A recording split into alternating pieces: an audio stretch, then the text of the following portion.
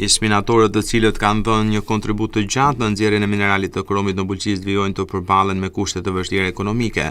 Ish-minatori Besnik Hasa, i cili sot është në pension, thotë se kjo e ardhur nuk mjafton për të përballuar koston e jetesës. Edhe pse ka qenë 38 vite nën tokë, ish-minatori Hasa shprehet se vlera e pensionit që merr është shumë e ulët në krahasim me shpenzimet që ka. Në këto kushte ai është detyruar të punojë edhe në bujqësi për të ndihmuar sadopak ekonominë familjare. Për ish-minatorin Hasa, vetëm miratimi i statusit të minatorit ju kthen atyre dinjitetin, pasi statusi do të garantonte një pension më të mirë me të cilin mund të përballojnë kostot e jetesës. 38 vjet.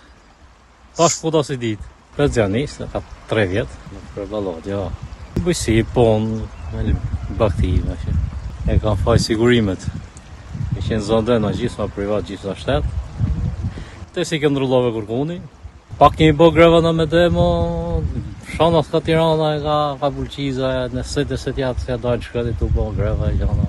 Të se fitojmë sot dushna, po kush në jep, krejt drejtat në kam drejt në gradona me morë, që i thonë e pensione e gjana. Kemi stalzin sot, po e kemi stalzin, Allah e së mushet menja.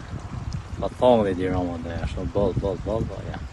Të gjithë ish-minatorët të cilët janë në pension thonë se nuk mund të përballojnë kostot e jetesës pasi gjysmë e pensionit shkon për ilaçe për shkak të qëndrimit të tyre nën tokë për shumë vite.